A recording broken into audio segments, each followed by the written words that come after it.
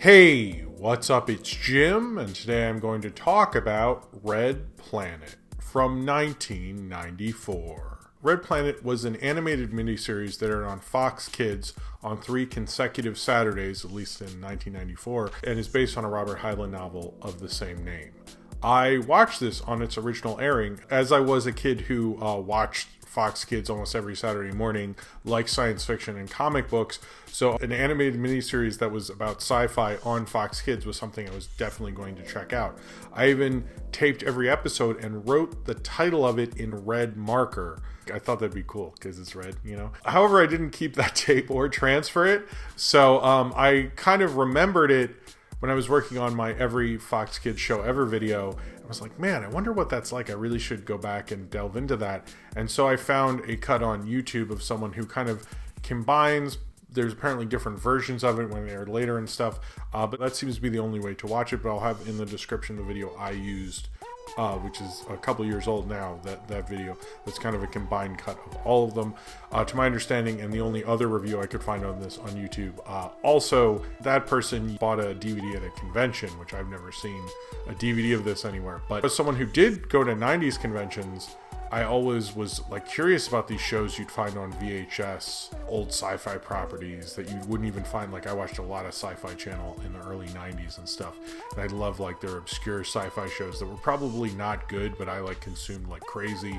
And so this was just like such a find for me as a kid, and I really just wanted to revisit it because I remember watching it a lot on VHS. I do not remember any kid in my school or any friend I had enjoying this whatsoever. I think it might have just been a thing only I liked, which is sort of my life. But from what I remembered of it all these years was that it was about a kid and his sister. They go on sort of a journey across Mars because it's called Red Planet, because they get kind of lost in the deserts of Mars. See a lot of aliens go on a journey and somehow like save the environment or something, which is not inaccurate. What I actually got when I saw it was not as good as I remembered, but I was also like 11 and didn't know as much about storytelling. I was being less critical then, I guess. But Red Planet is interesting because Fox Kids was very successful at the time and could pretty much do whatever they wanted. And the only real news article I could find about this was a Variety article talking about how they sold a ton of ads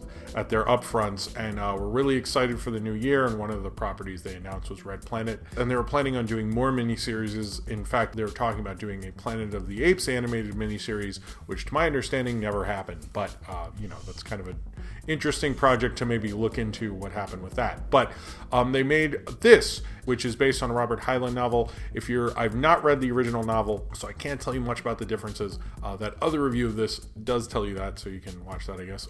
But you should just watch this whole video and like it and stuff and subscribe and those things, and then you can watch his or whatever. But he is also the author who wrote the book that Starship Troopers is based on. This is, before you get too excited about that, Starship Troopers was a very radical adaptation of its source material, and this is not a faithful adaptation, but it is not doing what Paul Verhoeven did either. So this miniseries is fairly complicated. First, it's not called Mars, it's called New Ares, which I don't really understand that one.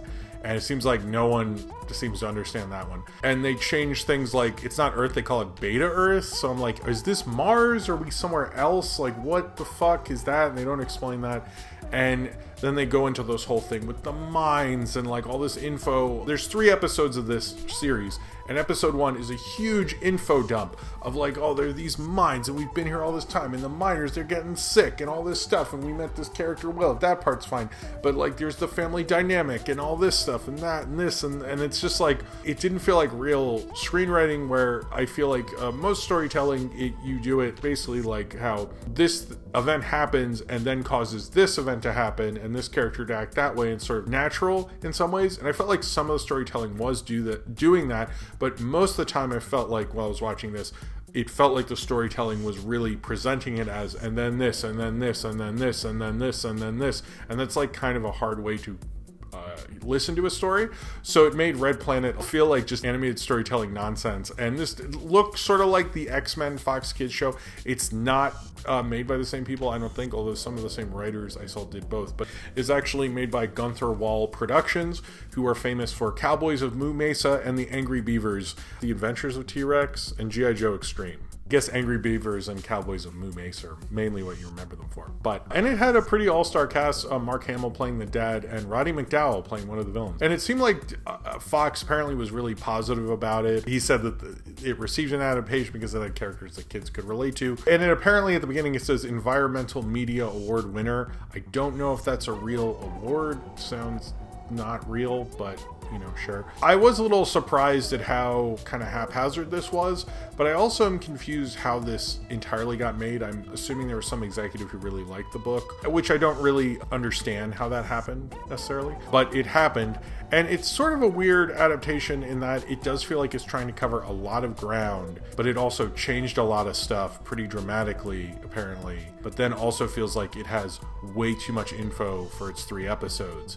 And the best of it is when it's like this kid and his sister, who his sister is like super smart apparently, so that's why they're in the same grade, which they really like did way too much work on, like making sure it's a brother and sister, but they were together, and then they go off with Willis and escape this school. And anyway, I think if it had just been like they go to the school and they have Willis and like, or maybe add an episode or 2, because it did feel like they were kind of rushing a lot. I didn't understand, like, if you're going to change all these things for the show to make it more palpable, why didn't you make it like more streamlined and like the story flow better? Why did you just change like this one character from a male to a female? Like, I don't have a problem with that, but like, why didn't you spend that time working on, making this a better written show? I don't understand that. But hey, that's your choice, I guess. I'm really confused how this got made because it's such a kind of oddity in their lineup, and it doesn't really make like a lot of sense why they would do it. I remember thinking it got picked up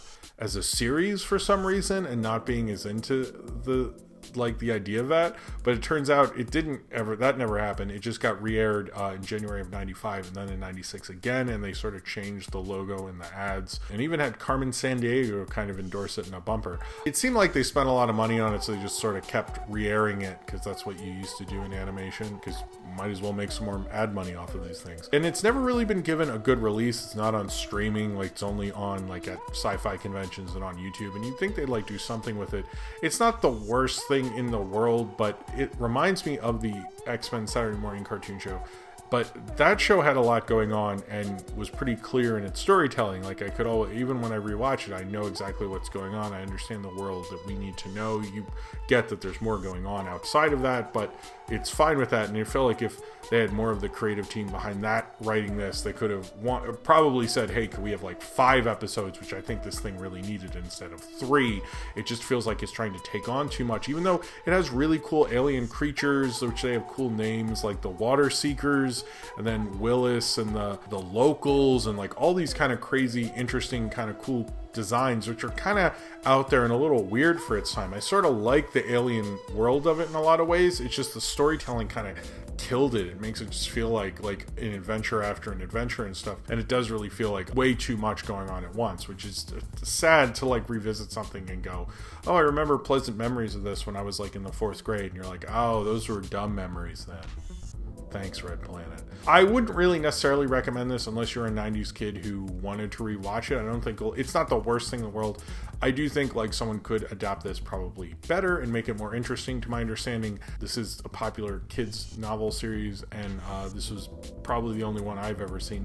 I don't really know Robert Heinlein that much, but it's sort of interesting that they chose to make a miniseries. I guess they were planning on doing more, and that never went anywhere, so this is the only one that ever got made. But I liked looking back on it and reminding myself of this like Fox Kids property. It probably doesn't demand any more really attention than that, honestly. I do think there's like something there. Like, I definitely get why they wanted to adapt it, but like really why you'd want to watch that is the kids walking around Mars or New Aries by themselves, like discovering alien creatures and learning new things. Like, that's like kind of the cool thing you want to go for, but it's like going into all this other nonsense about minds and adults like shutting down the minds because making minors sick and all this stuff. It was just like, no one, like, I don't want to. It just felt like it's overcomplications really killed it. And I found that to be really unfortunate because it had so much more it could have done with that material. It just unfortunately couldn't because it just had too much going on. I mean, it's so 90s with the kid with his like tiger striped like space helmet, and like, you know, they had different space helmets that are different colors, which kind of makes me think like if someone, you know, humans were on Mars and like colonizing and stuff,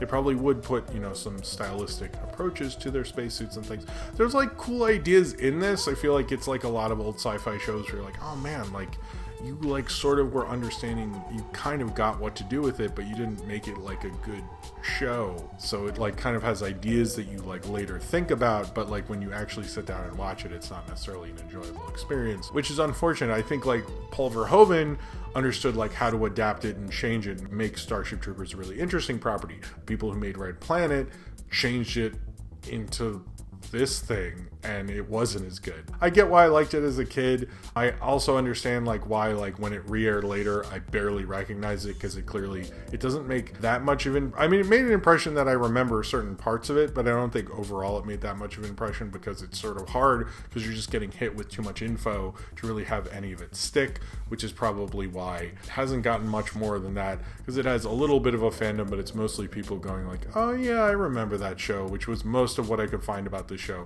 was forum posts from people like, hey, anybody remember this Fox Kids miniseries?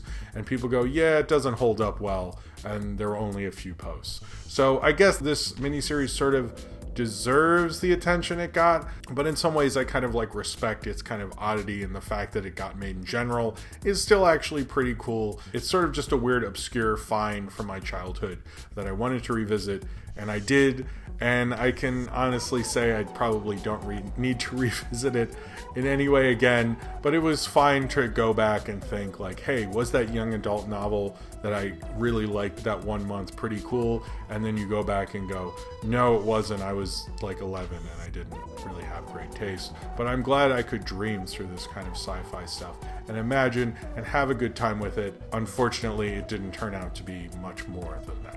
So if you have seen Red Planet and you would like to talk about it, then comment below in the comments and subscribe if you would like to.